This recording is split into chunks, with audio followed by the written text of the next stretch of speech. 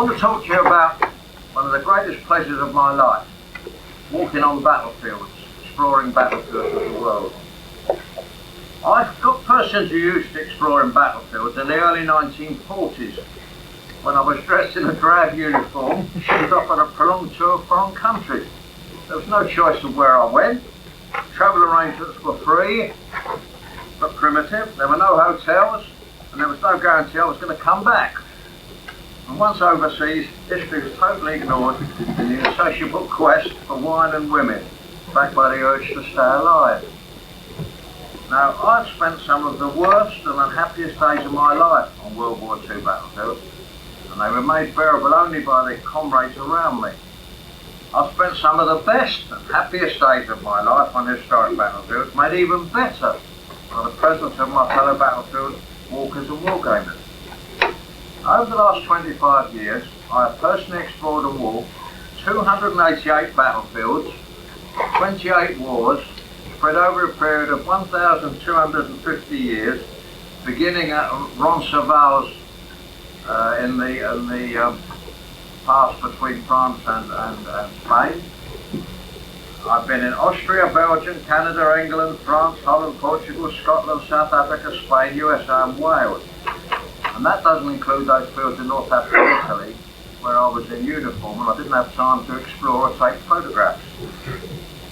Now, it's one's interest and imagination that peoples these peaceful fields with long dead warriors, recreating in the mind's eye surging conflicts, churning lush grassland into a littered and muddy waste.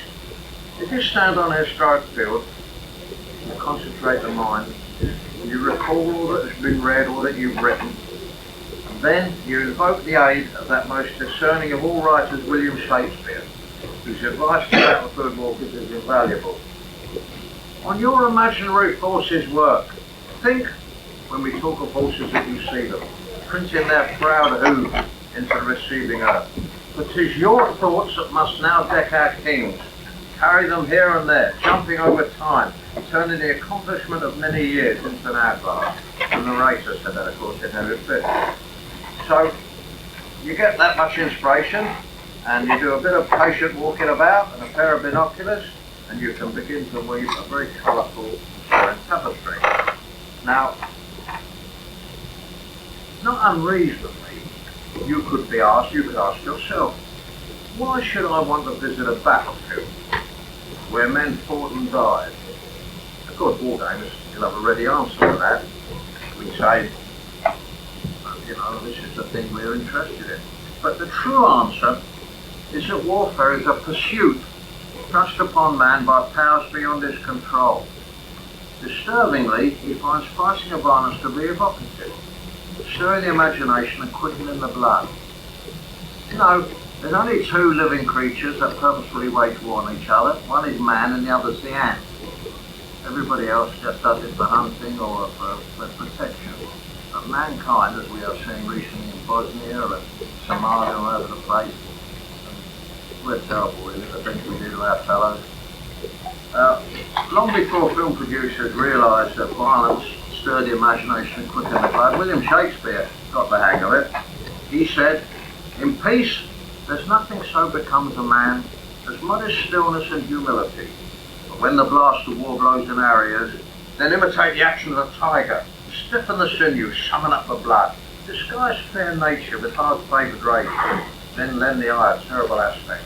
Now set the teeth and stretch the nostrils wide, hold hard the breath and bend up every spirit to its full height," so on and so on. Now, you've got to have an innate respect for brave men and for bravery, because even passive people, aware of what took place on the ground on which they're standing, can be awed by knowing that it was hallowed by courage. Something of an authority on the subject, the English Field Marshal Bill Slim once said, and this is one of my things that control my life in a way, this saying, because I have a great respect for it. I do not believe that there is any man who in his heart of hearts would not rather be called brave than have any other virtue attributed to him. Courage is the basic virtue in man and beast. Without it, there can be no other virtue. I can forgive even the biggest so-and-so if I know he's a brave man with courage. Even with Peter Young cheated at wargaming on them. I know he was a brave man. And more blatantly than in any other aspect of life, stark courage is required on a battlefield. You've got to dredge up every ounce of it to bolster skill and strength. I played the most insignificant part in World War II, but I just went along and obeyed orders. Peter Young, I said to him once, you know, I'd love to have won a medal for courage. Dear boy, he said, very simple. All you do is something stupid and make sure somebody in authority sees you do it. Well, maybe all right. And I said, well, you know, that's all right to say. He said, did you do your duty? I said, to the best of my ability. Did you obey orders? I said, to the best of my ability. Did you ever run? I said, no, because nobody ran first, so I could follow. And he said, you were a good soldier, Donald. I said, well, he's really young, that's great. If you look back, and we transport our minds to battlefields of all eras. We might fought war games in the Napoleonic period, in World War II, back at Kadesh in 1215 BC, things like that. If you go back to the very beginning, to the ancient fields, every man on an ancient battlefield, ancient and medieval, knew that he faced personal hand-to-hand combat. There were no guys driving trucks, there were no quartermasters and quartermasters' clerks, there was no orderly room, there was no cooks or anything like that. Everybody knew they were going to go and fight. I've often thought to myself, when you think about kings and rulers in ancient and medieval countries, they might have been born like Richard III, they might have been born a cripple, or they might have had some other physical ability. Or they might be just a normal man and be scared like the rest of us. But they knew from birth how to summon up everything, set a good example and lead the men and be brave. Because if they didn't, then they were going to be deposed. And this is applied, of course, to the savage tribes and probably Red Indians in your country up to within almost the last century. I always find that quite an amazing thing. You know, you just happen to suddenly realise as you get older that you just happen to be born into a situation where you've got to lead and be brave and courageous. You might not have it in you. And after that you came into wars where you got the round shot bounding towards you. You were in square there. You could see these bloody things coming bounding down towards you. You got your cavalry charges. I was told once by a guy who was involved in the making of it that when they made the film Waterloo, the Russian army with the troops there, they made it in the Ukraine, and the Russian soldiers at the beginning, when they first formed the square to Russian soldiers, and then they let the cavalry loose on them, all the Russian soldiers gave one look at them and ran away. Well, that is the sort of thing that could happen, because I can't imagine anything more frightening than to be there and see hordes of cavalry. I mean, I'm frightened of horse to walk past it, let alone when it comes charging towards me.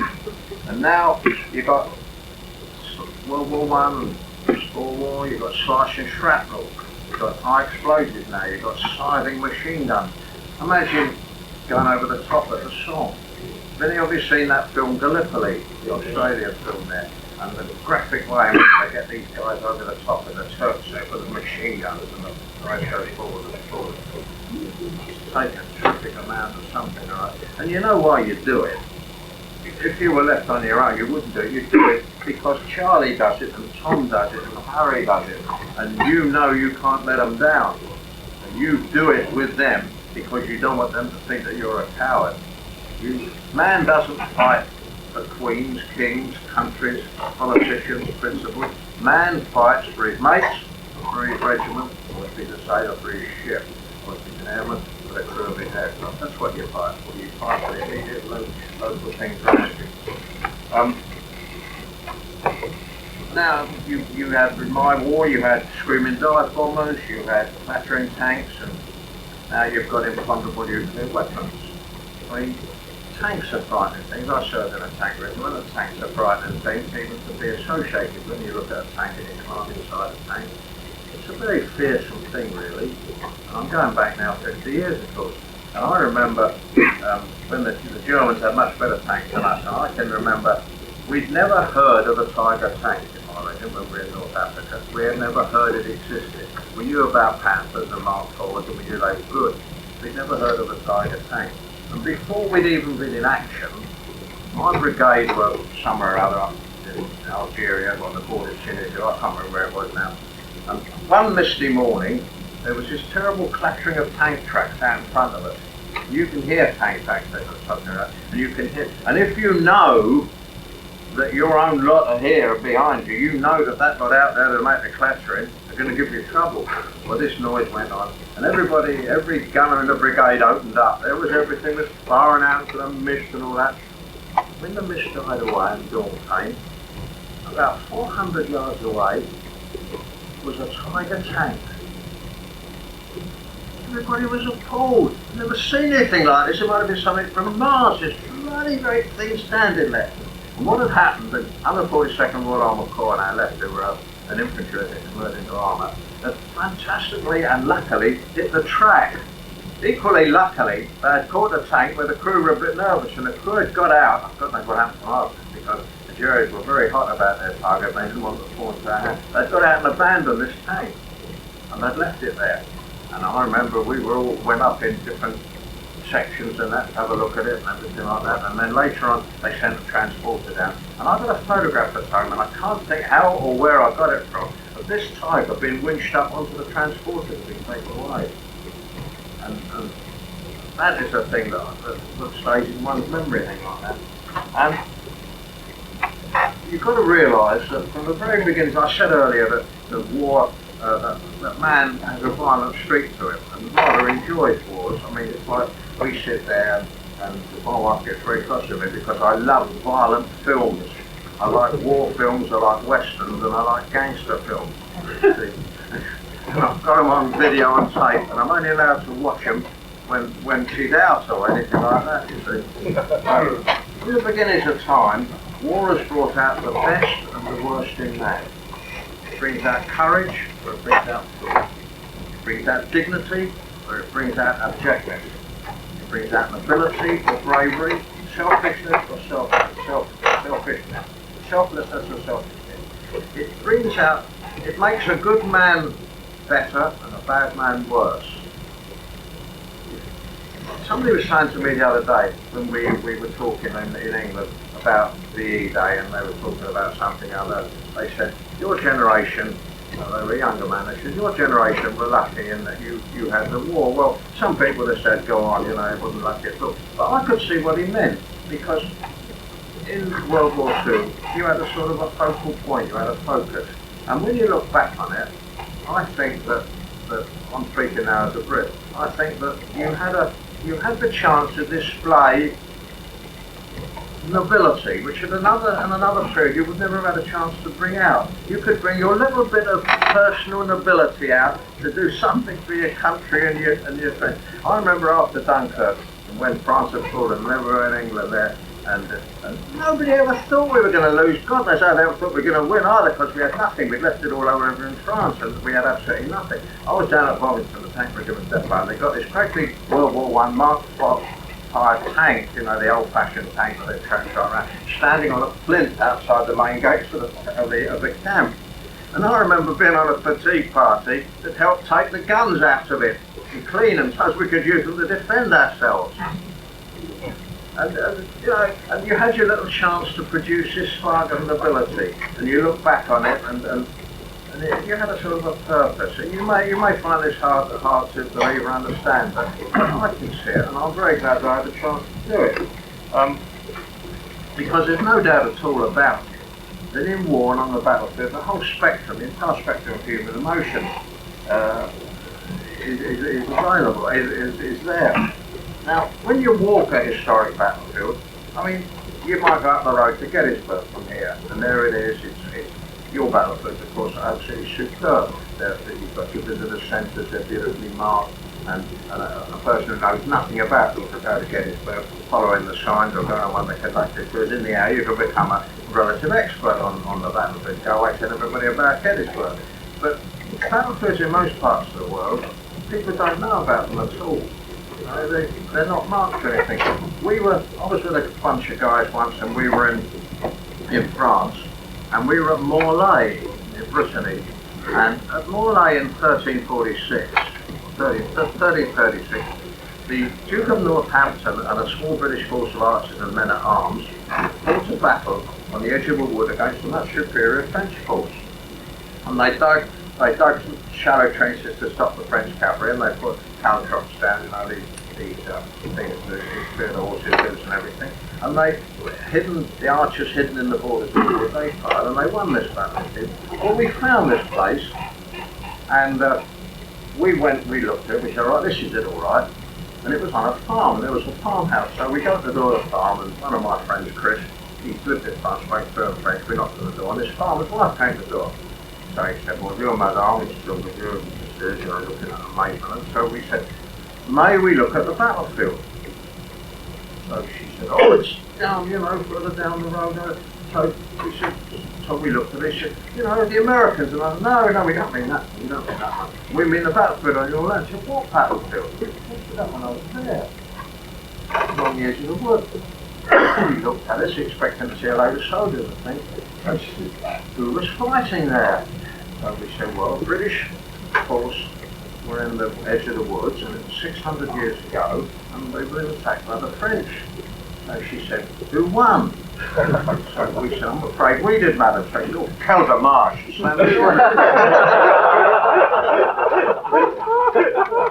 So we all walked over it, and said, look at this.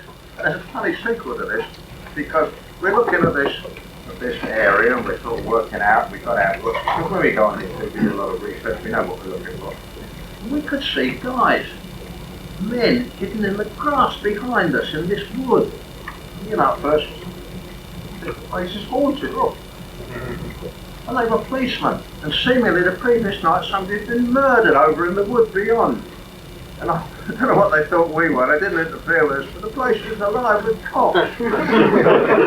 When you go to these places, you mustn't just look at them in a sightseeing way, in a way I'm coming here to join the same way as you might go and look at Elvis Presley's house in Nashville. You know, you've got to look at them with respect. You've got to feel a privileged sense of kinship, especially if it's your lads who were fighting on it, with the men and the people who fought there. Funnily enough, I've noticed that when I go to a battlefield where British soldiers fought, I always feel much more lifted up than I do when I go to a field where they didn't. I mean, your American Civil War, I'm fascinated by it. I can come here and I can look at your battlefield and I can really get. But that is the only other war that I can get interested in which British troops didn't fight. I did an extensive trip for a fortnight once, all around the Franco-Prussian War battlefield, Ville, Margaret, and all of them. And I bored to tears with it. I couldn't get interested in all these monuments about the 14th Hanoverian Regiment and the 3rd Fusiliers of the Guard and all that sort of thing, because they weren't my lads. They weren't our group. And this is chauvinism par excellence, but that's where I am. So you mustn't have a sense of uncomfortable trespassing. But as I say, you should have this privileged feeling of kinship with kings and commoners, because on these very fields, they stoke the fires of national consciousness, and they forged the pride which for generations has forged the national inheritance of the countries concerned, as I say in my case, the British country. And on these battlefields, on your battlefield, Gettysburg, Manassas, Antietam, all of them, and on my battlefields on Waterloo and on the Somme and on the Peninsula, our ancestors, they fought and died, and their young lives were cut short in full flower in a cruelly wasteful way which is peculiar to man. And it's unreasonable to assume that they reluctantly departed as though they'd never existed. You can't say that a soldier vanishes from the earth as though he never existed. I was in Normandy beaches back last year, and I was with a guy, a friend of mine in Southampton, who was in the 48th Marine Commando. And we were wisdom on the beaches there. And in that morning we'd been at the cemetery of Ranville, and we'd seen 3 graves of his comrades, one called D'Amato and 2 other, Corporal D'Amato and 2 others. This friend of mine was a 19-year-old second lieutenant at the time in the war. And he said, yeah, I remember them quite well. Well, I don't know whether you've ever known to remember, but when you see television things, when you see pictures of the D-Day beaches, there's one particular place where there's a beach, and there's this very big house, very tall, standing on the beach. All in the same, they always seem to show this when they show the beach, and this is at Wisdom. And my friend Headley said, you know, that was full. We came ashore here from the barges and we had to take that house first, he said. And then he said, we went there, a couple of weeks ago walking, there was a car, Sunday afternoon in May, quiet, sunny, peaceful day. We walked up the road into this little village of Weestrom. We walked round the corner and there was a baker shop, Bill Ivory, there, and people walking in and out with big baguettes, you know, that sort of thing. And on the wall, there was a plaque which said that here, Corporal D'Amato and of the, in French, of the British Royal Marines gave their lives to help deliver France, you see. And my friend Headley, who later became the Deputy Chief Constable of Hampshire and is a very fierce character, we stood on this corner, and he said, at 9 o'clock on the morning of D-Day, I was standing here, and a German came round that corner, it was about where that table was. He said, and we both fired at each other, and he missed, he said, and I killed him. And he fell, he said, and as he fell, his helmet came off, and it went boom, boom, boom, boom, boom, and landed in the drain here at my feet. So looking at this, I could sort of picture it. What was it like to kill a man like that? What did you think? I didn't think anything at the time, he said, it was him or me. He said, but I thought about it a great deal afterwards. He said, I thought of what I'd done, how I'd altered the whole course of the family, how I'd taken a husband, a father, a son, a brother away. He said, without ever knowing him, knowing anything about him, he'd never done me any harm, I'd never done him any harm. Just by the good fortune, I killed him and he did. I thought about this afterwards. This is part of the things of war, and you've got to believe that those men, that man who died, he didn't just die, he would be remembered with his family. They would always remember him, they would always say, Uncle Charlie, or my husband Charlie, or my brother Charlie died on D-Day in Normandy. They wouldn't probably know how he died, sure. And if you can have enough imagination, you can try and conjure up the belief that their proud spirits are rather reproachfully lingering on the area, sort of saying, you know, why did you do this to them?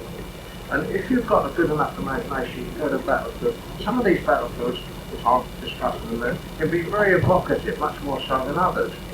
And you've got to walk these grounds with respect. You must never ignore the respect or ignore what happens on them. Now, if you go to some fields, for example, you go to Agincourt. Agincourt was fought in 1415 and means nothing to you. To me as a Brit, it has great significance. It's a great trilogy of Agincourt, Crécy and Poitiers were battles fought in the 100 Years' War, in the very start of Britain becoming a great nation. And the bowmen of England, who I'm proud to have written a book about, who won those battles, they were my forebears, my ancestors.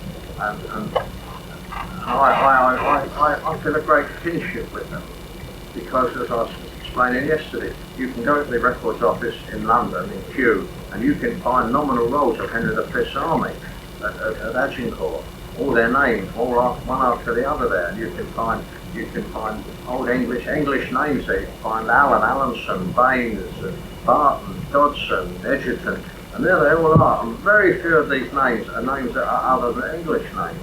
And with the small populations England had in those days, because the Black Death had occurred on the lot that time before, you can be pretty well assured that if you come from an English-speaking nation, from English stock, like an American, Canadian, Australian, New Zealand, that if your name is on that, one of those nominal rolls of men, that you had an ancestor for that Agincourt. No Featherstone, unfortunately. Featherstone simply did according to what I had worked out for me, the guys who made the bows and arrows, or the arrows. You see, it's also easy when you go on these fields. You get, if you're not been a soldier or you're not fought, you get an uneasy sort of mixture of admiration and for the men, and you get a feeling of awe. I mean, I'm assuming that you're able to transport yourself right then. You're not just wandering around the guidebook in your hand. You're trying to really get into the feeling of it. And you get sometimes a degree of self-identification that sends a sort of an uneasy tremor running up your spine. But you see, it's very easy for people who've never soldiered to not really get those things. But a man who has soldiered has a touchstone. All soldiers throughout the ages have had a touchstone. They've had something which makes them believe it's never going to be them. You're never going to be killed. It's going to be Charlie, or Fred, or Harry, or Tom. It's going to be the guy that and I speak from first experience on this. I'm not shooting a line to you now. But on the 17th of October 1944, I was up in the Gothic line near San Marino, Rimini in Italy. And it was about dusk. And we were lying around, 17 of us, lying around, all my section. We were lying around there on our beds and that talking, and it was getting dusk there. And I remember I was lying out there and I got a steel helmet on mine. The tank men wore parachute steel helmets, not the big ones that are there, you know, the little pots. And I had this on for some reason, I had it background, I don't know why I put it on. It's one of those things, and we're lying there. And I'm lying there talking, and there's a guy here, and there's a guy there, and they're around me in a little area. Size of it, 17 guys lying around, bedding down on our ground sheet. And as I looked, I saw two red glows, two pinpoints of red in the sky. And I came near and near, got bigger and bigger. The whole world exploded. What we didn't know was that there was a Bailey Bridge near us, which the Germans had registered, and they'd got two big railway guns 9 miles away on the railway, and they fired two 210mm shells at us, not a big shell, and they landed right in the middle. Now this guy had his head blown off on my right, and this guy on my left was cut in two. I was covered in blood and brains and everything, and everybody in that group, except me, was killed or badly wounded. And all that happened to me, I had this shell on the back of my head and a piece of shrapnel sliced a little bit out the front of it and just nicked my eyebrow, and there was a little bead of blood, like a pinhead of blood on my arm. Now, every day since then, I think almost every day, I don't think I've ever omitted to do it, I remember this, and to me, every day since then has been abundance. And on the 50th anniversary, last October the 17th, I got my calculator out and I tip-tapped on it, and I found out that I had had 18,621 bonus days of life. And one of the reasons why people look at me and they say, oh, you're active, you're good chaser, it's because I have a great enthusiasm for life and living, because I'm lucky to be alive. Because Ellis Wright on my right, young Ray Banks on my left, who I knew personally and I'd known and lived with them, they were killed and I wasn't. So I'm lucky. So I've never tried to waste a minute. And without necessarily getting yourself in the same trouble, I suggest that you work your life that way. It's a very short life you're here, you're there for a very short time. We are but fly specks on the tapestry of time. And that's not Oscar Wilde, I made that up.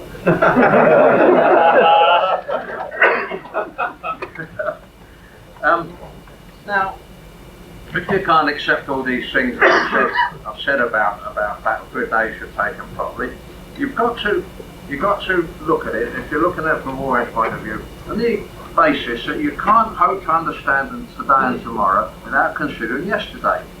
And much of what nations have become over the years has been built on the foundations of battles, of victories or defeats in battles.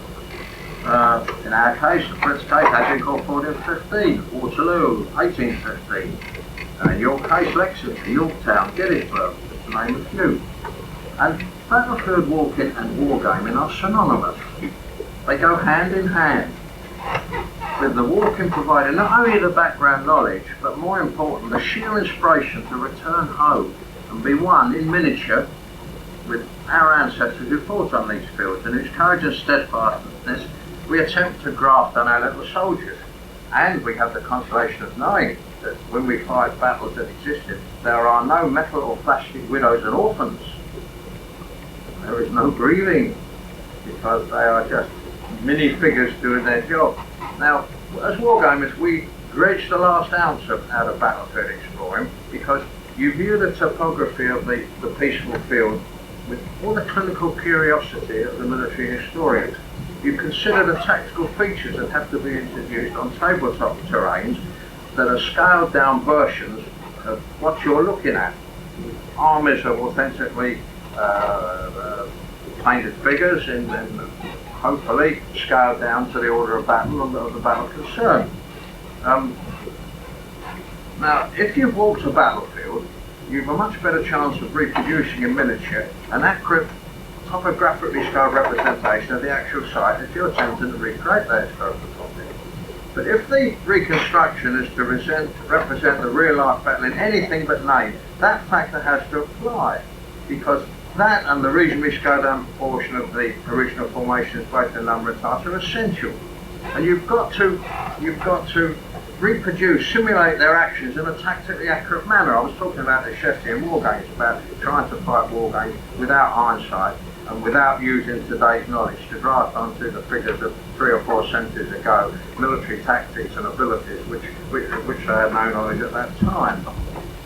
You've got to realise that you are attempting authentically to recreate a period battle on a grossly underscaled field using similarly underscaled numbers of inanimate model soldiers.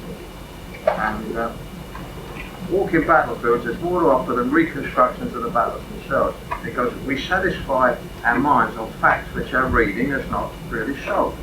Now, for example, take the battlefield of Salamanca, 23rd of July 1812, one of my favourite battles in the Peninsular War. How you might read it, and you might be puzzled. You might think, how did Pakenham's 3rd Division manage to get round and defeat Thommier's French division, who outmarched the rest of the French army? And you might think, why didn't Thommier's lot say, look, there's a lot of the enemy coming, let's run. Why didn't they? Well, it's hard to appreciate, but when you go there, you can see it outlined as if it's written in letters of fire. When you see the field, you see it's got unexpected undulation. And you've also got to look at it. Most battlefields are much less wooded than they were at the time. There were usually far more woods in ancient times than there are now. Most battlefields you go to have got open ground where there were woods. And on the contrary line of thought, some battlefields you go to where you know there was a wood, or you know there wasn't a wood, there is a wood now, or the wood that you knew was there was small is bigger. And you're down at the wilderness there. I imagine those woods are pretty well much as they were in 1860, 64, 63.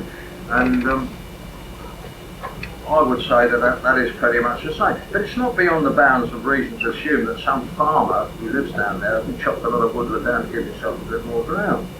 So you've got to work all this out. And you've got to work out that ever-vexing matter of ground scars and formation frontages, because if you don't, then you're not accurately fighting the thing. Now, this is brought very, very much to life when you walk in the immortal field of Agincourt. Now, Agincourt is a glorious battlefield. Henry V could go back to Agincourt today, and apart from the road through the centre, which wasn't there in his day, he could easily recognise the place where he spent 180 immortal minutes of his life, where he stood over his brother's body and beat off the French knights, the 16 French knights who were faced to kill him because he was wearing his surcoat with the royal arms on it.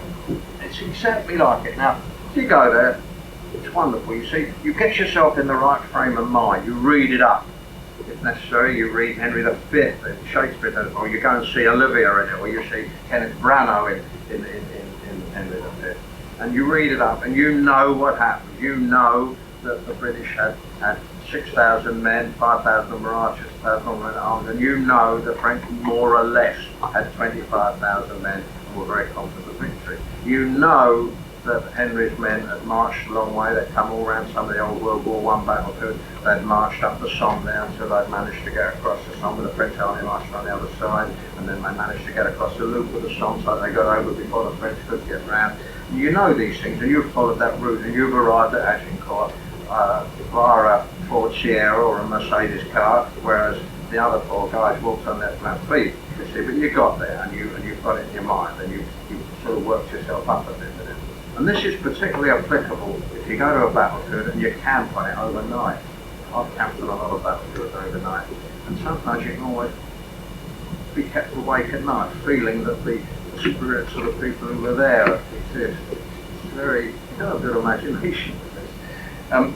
On the previous night of 24th of October 1415, the British Army was at Mezzoncelles, which is a village nearby. Now, at Mezzoncelles there's a pond, village pond. Now that village pond is exactly the same village pond that the English Army watered their horses at in 1415. It's the same pond there now. That, you know, when you stand and look at that, you think about it. and you sort of can't get a picture of all these horses and the guys sort of, you know, go on dog and stuff and get your head down. And that. So I'll quote this bit because it's easy to try and describe. The two armies formed up at dawn on that autumn morning, and for 4 hours they stood motionless watching each other intently. The French had too many bitter memories of Crécy, Poitiers and other battles to take the offensive, so they stood firm waiting an English advance. It was an anti-climax that was encouraging to the smaller English force for their very word on the nerve. The French army, mainly composed of men-at-arms, was formed in 3 lines, all being dismounted except the rear one. There were 2 bodies of cavalry, each 600 strong, stationed on each wing.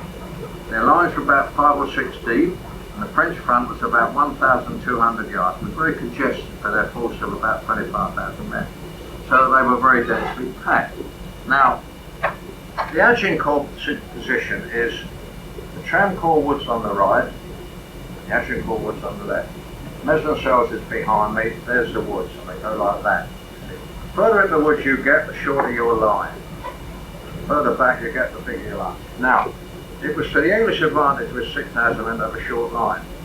And it was to the French disadvantage because they could only send forward a certain number of men, and they were going to be, if they sent to them, they were going to be congested and they elbowing each other, and this is what happened, of course.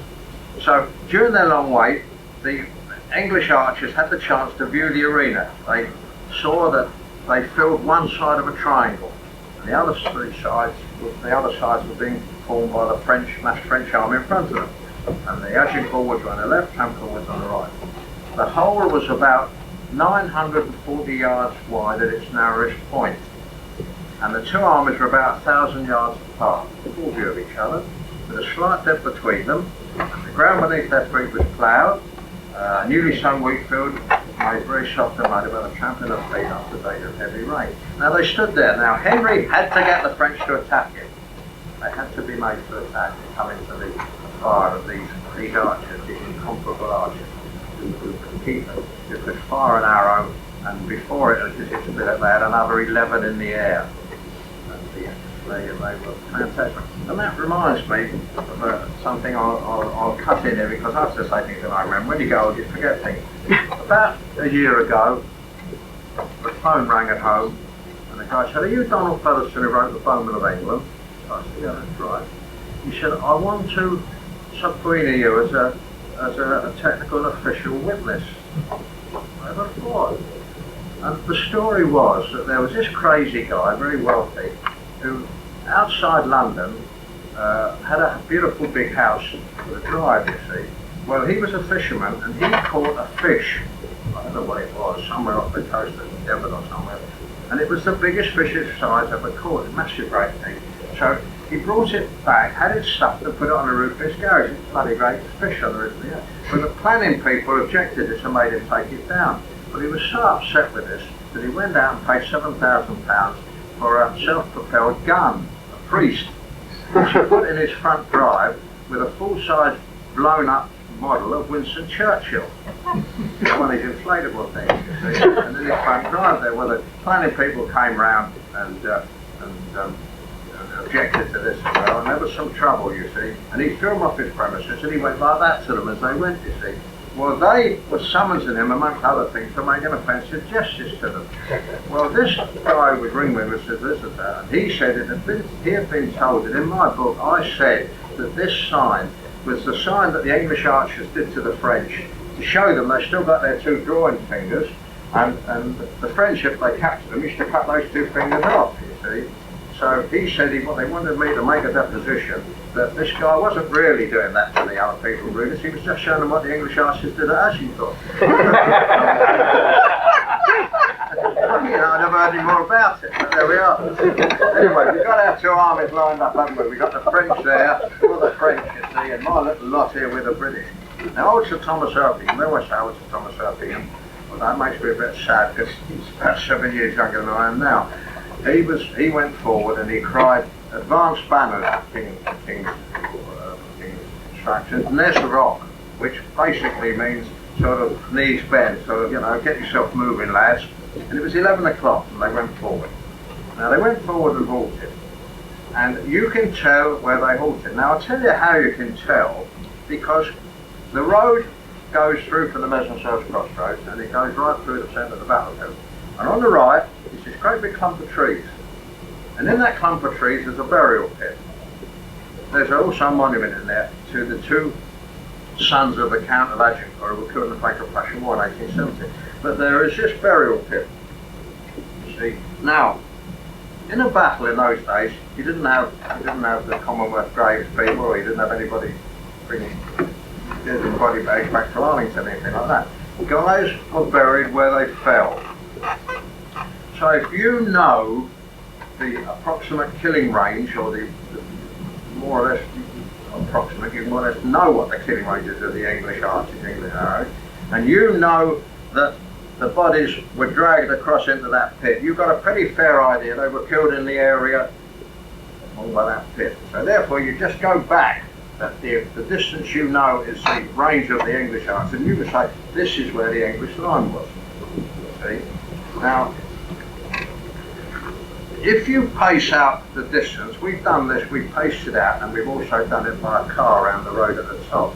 If you pace out the distance of one pace being just under a yard, you can get a remarkable degree of positional accuracy at Agincourt, because you can go to where you say the English line was, and you can pace across, and it comes to just under 1,000 paces. And as I told you earlier, it is historically known that that English line was 940 yards across. Now there are no less than 30 contemporary accounts of Battle of Agincourt, written by French and English people who were present at the battle, and they're contained in various archives and things in England and in France. And this, I'm not hazarding guess, I'm not conjecturing, I'm telling you this is what you can work out from it. Now, when you've got your English line there, you stand there, and you stand where you know they are, and you look across the ploughed field, there's the Agincourt Woods. There's the Tramcourt Woods. Now, go to the Tramcourt Woods there, stand there, it's the woods, stand with the back to them, start pacing. 1, 2, 3. Now, the first part of the position had the English right flank archers, 2,000 of them. They were curved a few yards forward in the English line, and they were 7 deep, so that every man had ample room to use his longbow. This caused their frontage to be about 300 paces. So you walk 300 paces. Next comes 300 heavily armoured dismounted men-at-arms in 3 lines, 3 yards apart, commanded by the Duke of York. Now they covered a frontage of 80 yards. Then you come to another 500 archers, 7 deep, who took up the next 80 paces. You have now arrived at the central body of knights, the men-at-arms and the King's bodyguard, who were formed in 3 ranks, 12 feet apart. Now, halfway across their frontage, at about 45 to 50 yards from where you know that the central body of men-at-arms and knights were, stop. Because here in the interval between the second and third of those lines, Henry V fought the whole day at Agincourt. And you can go there and you can stand on that spot and you can more or less say, this is where Henry V fought at Agincourt, where he stood over the body of his brother, the Duke of York, who fell. And he had his happy few, his band of brothers. They fought off to determine groups of pledged French knights, one of them who was trying to kill Henry himself. And if you go to England, and you go to Westminster Abbey, you can see in Westminster Abbey Henry V's helmet that he wore at Agincourt, and across the front of it he's got little fleurons all round it, and across the front of it is a slash done by a sword or a hatchet or something, where they brought him to his knees and slashed across there. And you can see that at Westminster Abbey. And you've got to be a man of little emotion if you can stand and look at that on the shield and not feel a certain sort of wound, you know, even if it does take the form of seeing Kenneth Branagh or Laurence Olivier's face underneath it. Beyond this central force of 400 men, you've got another 300 archers on the front of 80 paces, Lord Camoys, 300 men at arms, again 3 lines, 80 paces coverage, and finally further forward to the extreme flank, 2,000 left-wing archers with a frontage of 300 paces. So the whole army of 500 archers and 1,000 knights and men at arms had a total frontage of about 1,000 paces or 950 yards, 868 metres, which if you walk it, you will find that that takes up just about the area between the two woods, as it did in 1415. That's a very evocative thing to do. We did it once with a guy who was very emotional. When we got to the bit where we said, and this was where Henry V fought, he wildly broke into Henry's half-verse speech. Once more into the breach, dear friends, once more, we will fill this gap with the bodies of our English dead. And his tears had come down his face. He was very emotional about it. Now, so much tragic. Now, the Battle of Salamanca, fought 22nd of July 1812. That is a gorgeous battle of war. Many accounts have been written about the battle on the battlefield, but none have given a really living picture of it. Now, only a visit can do this. And I'm reading now something that is Todd Fisher's Emperor Press put out about what it landed around the peninsula. By coincidence, we arrived at the same time when the battle was in fact being fought, same time of day. And I thought of this as I climbed the steep grassy side of the Lesser Arapile, which is one of the lesser and greater Arapile. Small rocks and outcrops both helped and hindered the ascent. I took a beeline to the top, arriving breathless, and thankful I was not in full kit with a musket. The top of the hill is flat.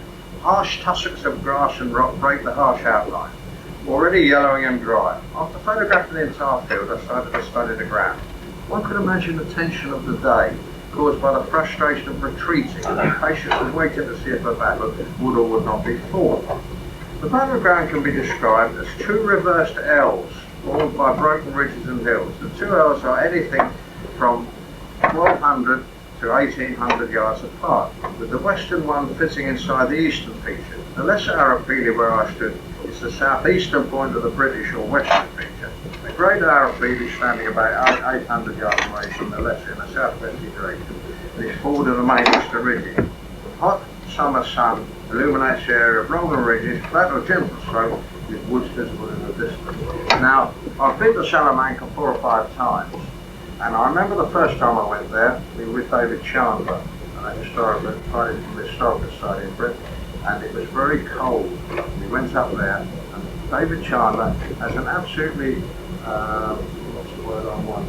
You cannot deter him, or you couldn't, before he had his stroke. And David Chandler got on the top of this, and he would deter them into that with late afternoon and getting them very cold, determined to tell them. We were up there an hour, and I was frozen, and David's going on, and it's all about everything. And I've been up there on other occasions. Last time I was up there, I was with Todd Fisher of Emperor Press and his right hand man, John.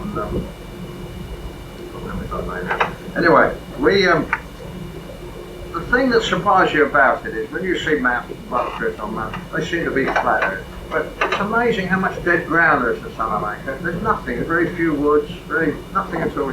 But it's possible for whole group, large forces of men to be invisible from other people because there's so much dead ground there. And I have got this thing here which was written at the time for the book, so I'll read it out again. The Battle of Salamanca fought as a war game. Because it was one of the major battles of the Peninsular War, considered by the Duke of Wellington to be his greatest and most satisfying triumph, and because it relieves a multitude of fascinating tactical movements and hard fighting, classical Napoleonic war style, wargamers will want to attempt the Battle of Salamanca. Not a big affair by the numerical standards of warfare, but conveniently situated to make possible its simulation on a scaled replica of the ground using exactly the same number of formations put in the field by Wellington in his Anglo-Portuguese army and that of the French commander Monmouth. Now we did this by using the little, I don't know whether they're still around, you know what, the little thing that miniature figurines put out years ago called regimental blocks. And they were little things about as big as this little top part of my finger, and they were about 10 men at the back there, and they were the little heads that were shaped there, and you could tell they were and when you painted them up, put them on a base, they represent a regiment, and they were about that size. But I've got thousands of these, and I mean I've done Gettysburg with every single regiment represented using these blocks, and we did Salamanca with them, and we made the ground on our table, and you can scale your movements down, and you can get a wonderful battle there. So we had these regimental blocks, which gave us 90 battalions of British and Portuguese infantry, forming the 7 divisions, plus the independent Portuguese brigades. 5 cavalry brigades of Stapleton Cotton formed of 14 regiments. The 8 French divisions of 78 battalions of infantry, plus Foyer's heavy and Curtis light cavalry brigade. And we had every single one of those units present on the field. The only digression allowed was in artillery, because we felt that if you had too many artillery, unless you really prostituted your rules, the effect of them would be too powerful and would submerge the battlefield. So instead, Marmont's 78 guns were represented by 32 and the British 60 guns by 24, because we had, as I say, even using the mildest wargaming concepts of the effects of artillery, you get a result in the full numbers of guns on the table exerting a certain overemphasis which could unbalance the battle as the war gathered reconstruction. Essentially, the terrain had to closely resemble, both in scale and appearance, the historical area, and a map of the field was studied to find relative distances to be scaled down when building the tabletop terrain. For example, the lesser and greater Arapiles were about 600 yards apart. 800 yards west of them was the lower ridge of Los Arapiles. South of it, some 1,200 yards away, was another low ridge, about 2 miles long, wooded, along which Tomia's column was marching when hit by Pakenham's 3rd Division, which emerged unseen from woodland 500 yards away. Well, if you go there, you can see exactly how this happened. When I was with Todd Fisher and John, we went there and we got the exact spot, and we found we were walking down and up, and we were crossing, and it was so easy to see once you were there how Tomia's division must have suddenly got this big cascade of people hitting them. You can scale all these dispositions, all these topographical formations on an 8x5 table. Now, if you get such precise instructions as the number, the order of battle for both sides, the measurements, the overall coverage of the field, and you study the map, now that's the perfect jumping off point for a memorable conflict, because both commanders fight and manoeuvre in the manner of their historical counterparts, and even though the French defeated on both occasions in real life in our battle, on the 25th of July, on 22nd of July 1812, as happened then, it was by no means a foregone conclusion on either day, either in the war game as in real life. You'll realise that, considering that we started off this on July. The Battle of Salamanca began at 4:45 in the afternoon, carried on throughout the gathering dusk, and was finally fought out in the dark, ending at 9:30 p.m. So perhaps the French commander's greatest chance of victory is to slow up the game, to give himself time to extricate as much as possible under cover of night, living to fight another day. All historical movements were followed, their timing an essential feature of the battle, made possible by a time chart that recorded off-table moves or concealed moves of different formations, outflanking, attacking movements that brings troops onto the table at some intermediate stage in the conflict. Not so marked in this game, a vital role of the time chart is to keep detached formations in touch with the commander, perhaps unaware of their exact location, by means of gallopers whose progress is recorded on the time chart. Their non-arrival or delay provides military possibilities. Military possibilities were first devised by Byrne in his book The Cressy War, in my book The Agincourt War, where he provides suppositions that if that had happened, this could happen. I mean, you can find it in any battle you like. You can find it in what shall we say, like Gettysburg. If the people on the first day there hadn't been armed with sharp repeated rifles and been dismantled, they probably wouldn't have been able to hold off the Confederates and hold off the battle of the fact that, of course, you can find a military possibility in every battle you like. So this report what I'm going to read now is about the various times we've been there. The first time I went with the British Military Historical Society with David Chandler, as I told you. 1973, we arrived in the town of Salamanca in late afternoon, hastily checked our bags into the hotel and then rushed out in the coast of the battlefield, where first surveys indicate enough dead ground to hide an army as the French found to their cost. Negotiating a barbed wire fence, we climbed to the summit of the lesser Arapila, where we encountered a bitterly cold gale-force wind that doggedly returned binoculars in all directions. Shortly in the lee of the clump of rocks, we listened to one of David Chandler's fascinating battlefield discourses, and soon we had a pretty fair idea of the course of this somewhat complex battle. In the gathering dusk, we began to imagine cavalry charging across the plain in columns of infantry pressing forward. It was almost dark as we drove on narrow dirt tracks to Aldea, which is a village up on side of the battle. But we gave best to a truculent Spanish farmer to the tracks. Re-entering the town of Salamanca, we were held up by a picturesque procession of candle-bearing penitents, garbed rather as one imagines a Ku Klux Klan, marching to a measured beat of drums, crosses held high above, bringing in line to mind what we'd heard of the Inquisition in the Middle Ages. And on one of these things, I'm not quite sure which one of these visits it was, we were in a coach that we brought out from England on the ferry. We had a New Zealand driver driving this coach, and as we were coming down in the dusk, I think it was this time, the coach got bellied on a level crossing. And I think it was this time because there's nobody in there, it's a very bare area, because a farmer, I think it was the guy with the tractor, told us that the Madrid Express was expected along there soon, which didn't make us very happy. And we were all trying to get this bloody coach off there, manhandling and pushing it, with this New Zealander doing his nut in the driving seat, because it was a new coach, first time they had it out. And we finally managed to get it off, their hearing.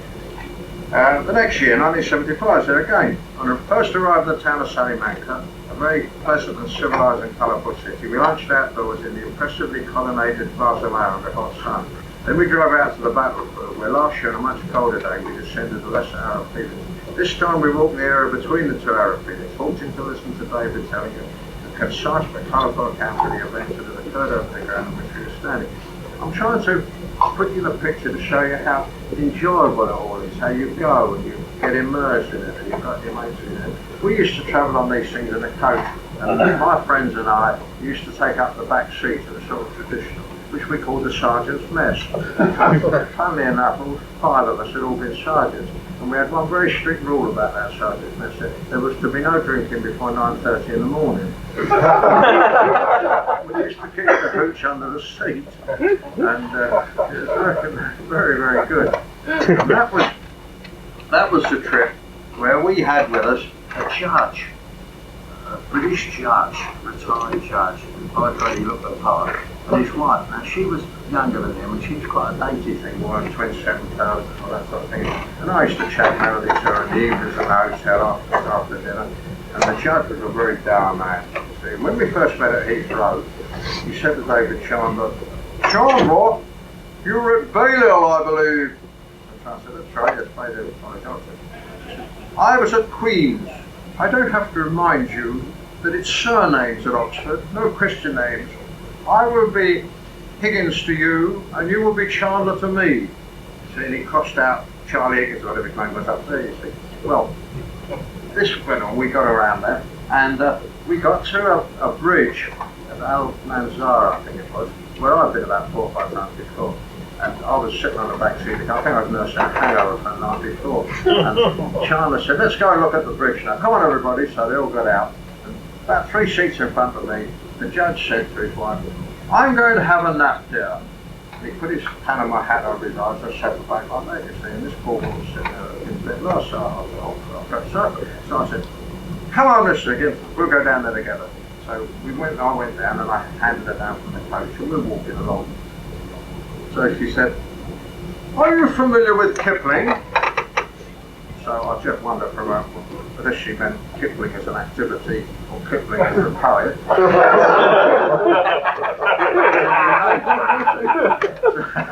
So it turned out to be Rudyard Kipling the poet. So I said, yes, I am, you know. Here's to you, Fuzzy Wuzzy, your home in the Sudan, a poor benighted Eden, and the first class fight in the No, she said, you must know, and she gave this name of a poem, you see, which escaped me at the moment.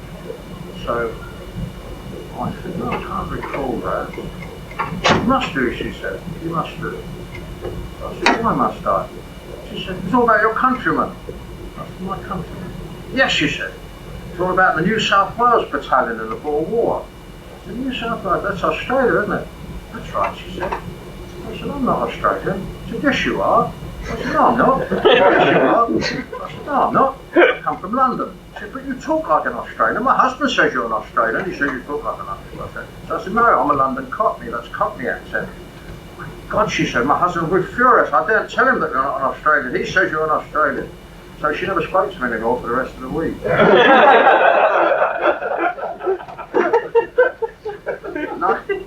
1990. We're again at Salamanca. On a hot day without a cloud in the sky, we're on the immortal field of Salamanca by 9 of the clock. That was in July. And we stayed there until late afternoon, eating a picnic lunch on top of the Great Arab Feeling.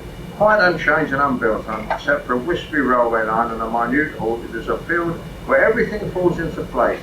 from the summit of the Lesser Arapili can all be placed in its chronological sequence, as the landscape's seeming flatness begins to reveal folds and dips in the ground that answer all the unspoken questions one might have on the battle. As I kept on keep on stressing to you, it's a battlefield which on the map at first glance looks flat, but it isn't, and you can understand how it took the course it did because it isn't flat. We left later in the day with reluctance, each of us ruminating on Wellington's incomparable military genius, the impressively tactical aspects, and as befits good wargamers, the mind filled with ideas for refighting the stimulating battle on the tabletop. I was there again the next year, September 1991, in company of Todd Fisher and John Brewster, that's it, of Emperor's headquarters in Chicago.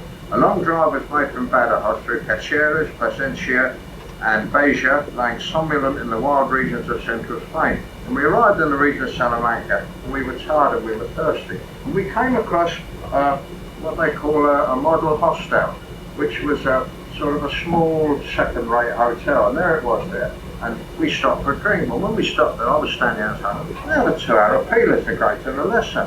And I thought, well, why don't we stop here? We're on the battlefield. So I suggested, yeah, so we stayed at this hotel. We had our drink, parked the car, and off we went on the battlefield. I mean, it's about half a mile away. We were right there, it was perfect. So we made a snap decision, booked in, and began exploring the area. Hardly pausing to dump our baggage, we set off for the famed field and were soon cogitating on a series of grassy ridges until deciding on which of them Pakenham hit Tomir's division to put a match to the fuse that flared up into the Battle of Salamanca.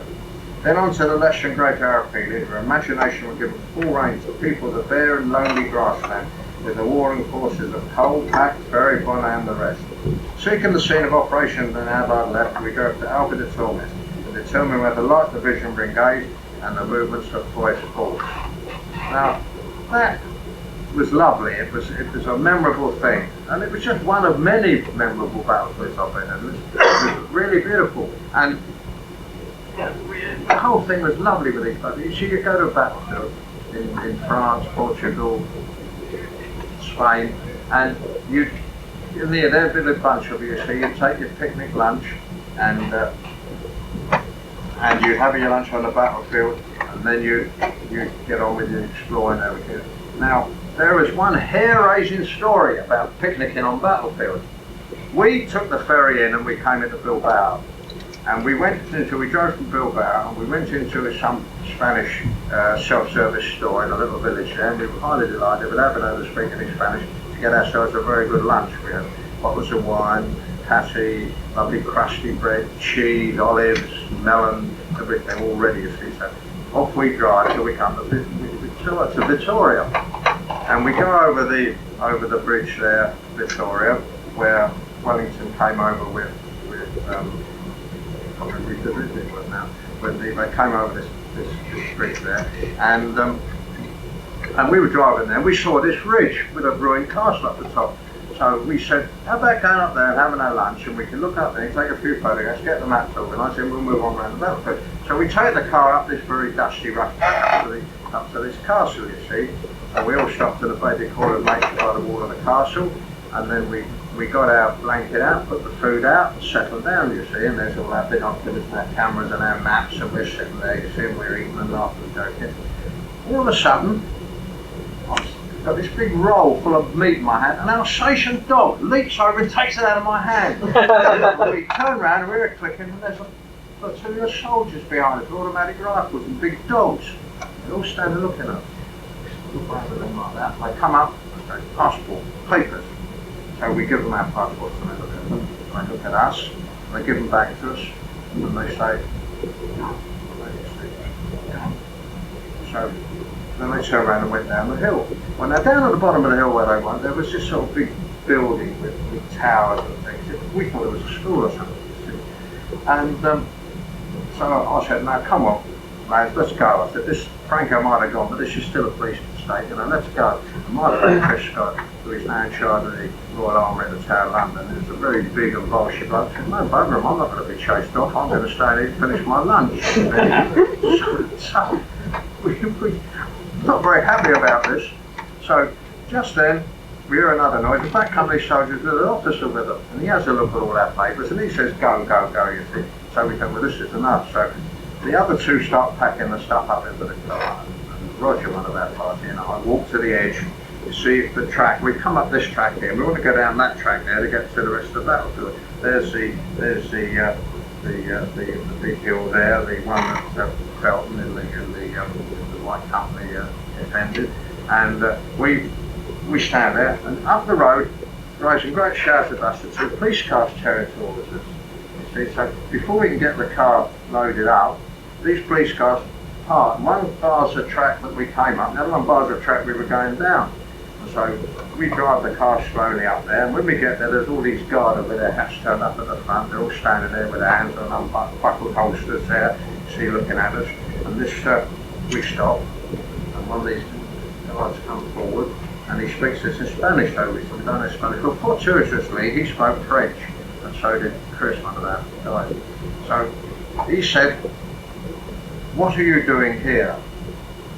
He said, "We come to see the battlefield." So he said, "What battlefield?" So we said, "The battlefield of Victoria." "What battle was that?" So we said, "Oh, it was fought on the, whatever the date was, in 1812, between your gallant Spanish army, helped by some British, and the French." Well, you did, the Spanish helped by the British. And they stood there looking, see, and behind them there were a couple of these policemen there, and they were going, oh. And one was obviously saying, "No, let's beat the buggers up. Let's do it." Yeah, no, we don't know, we might get in trouble, they're only Brits. So they were going, oh. You see. So then one of our party had a bright idea. He produced one of my books which I'm down with, and there's a picture of me in the back of it, you see. And he said, "This is Mr. Featherstone, wrote this book. We are his research assistants. He's writing a book about the gallant Spanish army, you see, on the battlefield of Victoria." So this guy looked at it, he looked at us, and he said, "Ale, ale, ale, go, go, go." So we leapt in the car, and they moved the police car, and we went round. This police car followed us for 27 miles. So we got to Pamplona area, and then it vanished. So it's gone. So we drove in the bar then, we're in the bar there, we were standing drinking there, and we were talking, the barman could speak English, we were talking to him, you see, and we said, you know, we just been chased by a police car in St. Martin, we were telling him about anything. So he started laughing, and told somebody something in Spanish, some guys down there, and they started, everybody was laughing down the bar, you see. So we sort of looked around, and then he explained to us, this hill we were on overlooked a prison where all the Basque separatist terrorists were kept. It was the equivalent of the Maze prison in Ireland, you know, high security place. And there we were up there with maps and binoculars and ever thought that we were going to spring a load of guys like that, full middle-aged Brits. You have a wonderful time on these trips, as I say, and as you can tell. And you have this marvellous meal in the evening, you sit there in some Spanish-French cafe or something, and we were at Sororan in the Pyrenees, and we went into this Spanish cafe. Sororan, that you may recall, is where the Portuguese and the British were up on some hills, and Wellington came galloping along with one of his aides-de-camp, whoever it was now, at least I can't remember his name, and he sent the guy back, and then he galloped up the hill just as the French were coming into the town of Sororan. He got up the hill and all the Portuguese were shouting, "Juro, Juro, Juro," as he came up, and it was a lovely battle there. It's a marvellous battlefield to look at, especially when you look at it and you think that all these guys marched up and down that, and their poor old flat feet carrying all their equipment and everything. Anyway, we went in this restaurant there, and we didn't speak Spanish, and there was a menu. It was written in a very crabbed Spanish writing. It had 4 items at the top, 4 items at the gap between them. So we said, well, these 4 items must be the entrees, the savoury dishes, they must be the sweets, you see. And we knew that 2 of them were items because one was carne, which is meat, and one was pollo, which is chicken, but we didn't know what the other 2 were. So we said to the girl, you know, she said, so she went 1, 2, 3, she said, no, 1, 2, 3, 4. Off she went. So she comes back with 3 dishes. Bloody great chicken thing, great thing of meat, lamb or something, and enough. I forgot what the other one was. Puts it down. So we looked at her and we said, what? And this went on, you see. So in the end she went, oh, I'm going like that, you see, and went off, and about 10 minutes later she came back with a great big platter with a huge great semolina pudding on it with cherries on the top. See, they put the sweets and that mixed all in together, semolina sort of rice stuff, and she put it down, you see, it was one of the sweet things, so we all ate the other three and kept this for the sweet. But we only ever went to bed one night supperless. Only once in all the times we've been back to it. And it happened on a hot Sunday evening at the town of Romorantin. It's on the Loire. Now, every restaurant was closed when we got there. The story of France being gay, hectic France where you can eat any time is all wrong. If you're not in a French town at 8 o'clock in the evening, you've missed it. Because the restaurants all closed early. There's no joie de vivre in France, it's the right thing. Well, this was, when we found out a restaurant was closed, we took this as a belated reprisal of that occasion in September 1356 when the Black Prince's army of Gascony, marching inland from Bordeaux, were besieging the local castle, which was the property of the Count de Blois. Battlemented with tall towers, roofed pepper pot style, it stood on the Ile Marin in the middle of the river Solva. One of the first castles defended by artillery. Its guns roared loudly on the day to frighten the horses, while offering as much danger to the gunners as the enemy. Now, when Bernard, a favourite of the Black Prince, was killed by a boulder hurled from the walls, the Black Prince was so enraged that he swore his most solemn oath by the soul of his father not to quit until the place had fallen. So after 3 days of abortive assault, he had his cannon wheeled up, great clumsy iron hoop tubes held in the earthenware vessels containing Greek fire ignited on impact. And when the lower courtyard was ablaze and the greedy yellow flames licked at the thatched roof towers, the castle became uncomfortably warm, full of smoke and ashes, and the defenders surrendered rather than being grilled alive. We went to bed hungry that night. We weren't entirely dissatisfied. We felt that we were latter-day allies of the Black Prince. These French were just getting their own back on us. You prepare for ages for these tours. They're really something. You get all your books, you get all your stuff ready, and the adventures and the memories of them are absolutely phenomenal. And the things that happen to you are wonderful. We were at Waterloo once, walking along there in the dusk, and we were just by the mound where the squares were on the day, where all the cavalry came charging up across. And we were walking along in the dusk, and all of a sudden we heard this clatter of hooves. We turned around, we thought, my God, there's ghosts, it's the cavalry charging us, but it was the local pony club coming charging around the corner. And much the same thing happened at Patay, where in 1428, I think, something like that, Falstaff and Talbot were retreating, and they were being pursued by Joan of Arc and the French professional leaders, like here, Zanfran, Dunlop, people like that. And they were pursuing them, and the English army had more or less got away until, being English, a hare ran across the front of them. They all started shouting that view hello and everything like that, you know, with this hunting spirit. They're so traditionally English, and that gave them away, and the French caught up with them and captured Talbot and nearly captured Falstaff. And we were at Patay walking along, and the same thing happened. The local pony club came round and frightened us to death. So I think I've tried to put over to you the pleasure that we have got in our lives about in going to these battlefields, and I would still like to go to them. I've been going around shouting out proudly. I've been over in the American Civil War battlefield, but I've been smartly brought up to a halt here by some of you gentlemen telling me about these battlefields in Florida that I've never heard of. You see, I haven't been to Florida, so I can't go around saying I've been to American Civil War battlefield. But I've been to most of them, Wilson's Creek, even Pea Ridge. I've been to most of the battlefields of the War of Independence. I've been to South Africa. South Africa was marvellous.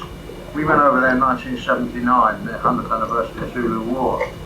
We had a great time there. We were Simon Wine and Ulundi and everything. When we went to Ulundi, it was on the exact anniversary of the battle. And Prince Buthelezi, who is now playing a big role in South Africa, having arguments with old the guys running the place. And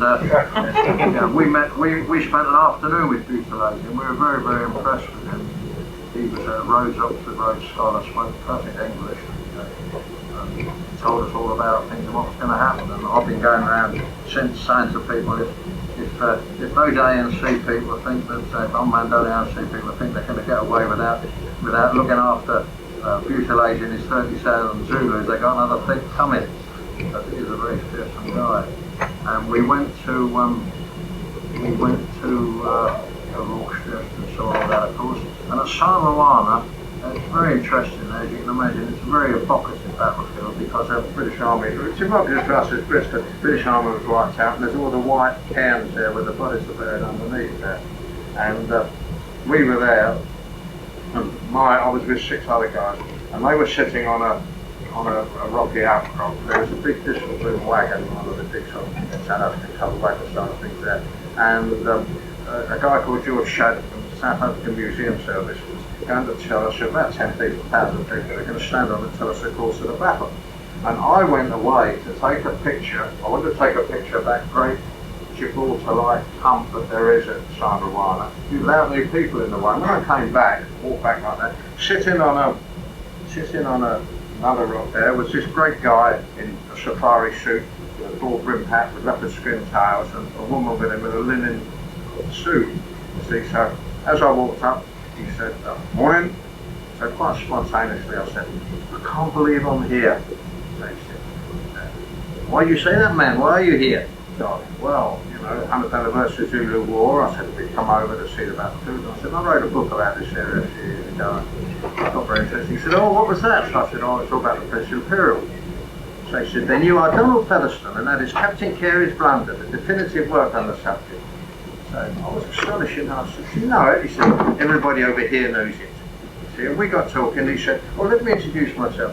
I'm Ian Player, President of the World Conservation Group, an associate of Lorenz van der Post, and a friend of your Prince Philip. You might know my brother Gary Player, plays a bit of golf." and Ian Player opened so many doors to us in South Africa. You see, you get these things happening. I mean, you never know what's around the corner. He opened so many doors to us in South Africa. We got introduced to Chief Justice Fannin, who invited us to a barbecue, a marvellous barbecue, where we met Arthur Cabinet there. We met Sheila Henderson, who was a historian in Ladysmith, who took us all around the Ellings Lartha battlefield.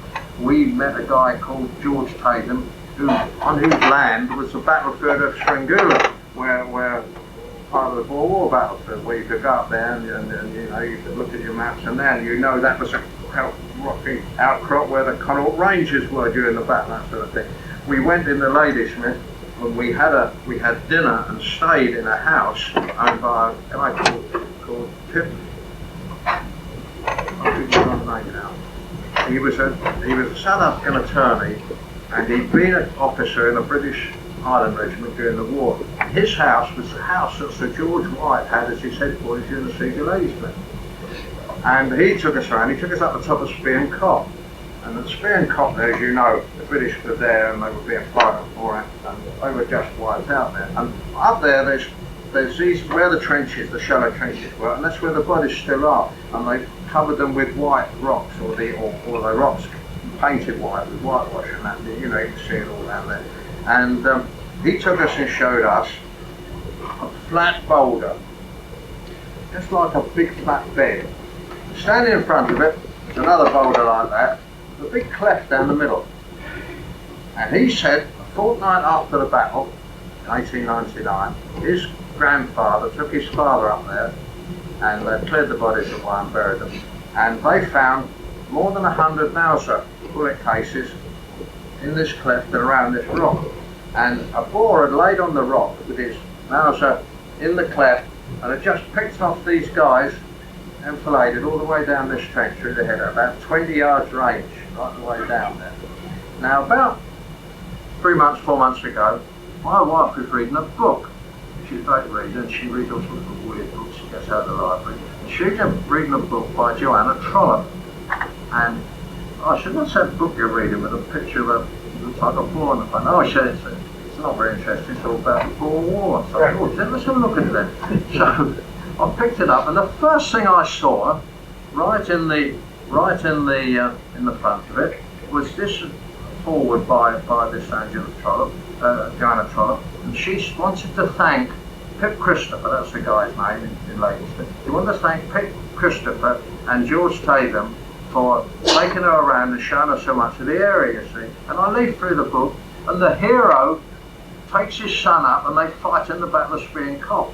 And he places his son, would you believe it? He places his son on this boulder with his Mauser rifle in the cleft of this rock and said, now you stay there, son, and anything that moves you shoot it. And the boy lays there 8 hours busy popping people off. Now, she'd been taken up there like we had by Christopher, and she'd put it into her book. And I thought that was great, you know. And it's all these little things that come around that happen with it. And apart from anything else, it is so good to go home. You look at the battlefield and you get so inspired. You take Crawford's battlefield on the Coa by Almeida. Crawford had the light division forward against Wellington's wishes, really, and they attacked them. Now, this area, it's just outside Almeida, and there is a lot of Spanish windmills. There's this one particular windmill where the left flank of the British were, and the British had all had 2 guns there, 2 horse guns there, and there were some old ruined sort of sheds and barns things which the 43rd defended, and they had to break the walls down to get out. And then there are 2, behind them is a track, and the French cavalry came in and galloped down the back, sabring them as they came down the back. Ney sent over Ferry with 14 divisions against them, and they had to hastily retreat. And they came down, and they thought that the track was there, and they thought that all the troops were through, and the light division were holding the 2 hills, retreated back, and then they found the 52nd had been left behind, so they went back, took the hills again, and held it. And it's marvellous, it makes a marvellous war game. You can do it with exactly the same numbers of people, and last time I was there they built a great road round it over it, but they've left this famous bridge, this wobbly bridge that's the ammunition way. I mean, I could stand here all day telling you wonderful stories about these battlefields and everything, and we come home and we've refought so many of these battles. And I know it might not seem quite in keeping. I mean, we all go around and we buy these expensive figures and we paint them and we take our time with them and everything like that. But you can't really get such quite a realistic simulation as you can if you have the little tiny figures. Old Greg Scott in GHQ showed me the other year. We were in Holland, and he showed me some wonderful American Civil War figures, absolutely minute. And I can imagine painting them up. You could do something like it with having the proper numbers. You get your order battle and have the proper numbers. But somebody in one of the magazines I was reading here the other day, or yesterday, said in it that he didn't think you could fight war games, proper war games, under a lower than brigade level. Because if you had a lot of battalions, they got messed up. I don't know that I understand that or go along with it. But I thoroughly recommend, gentlemen, that you get out of some battlefields and look at, and you can make a battlefield. You can go and look at the field of Antietam, for example. You haven't got to fight Confederates and Federals on it. I mean, you can make it a Napoleonic battle if you want to. You can make it anything. If you know the land and you know what happened, make a time chart, get people moving in the right sequence, right order and everything. It makes it so much more interesting. Well, thank you for being so attentive. Thank you very much for inviting me over again. I like talking to you, and I hope I've earned the vast sum of money that HM to pay to get me over. Thank you very much.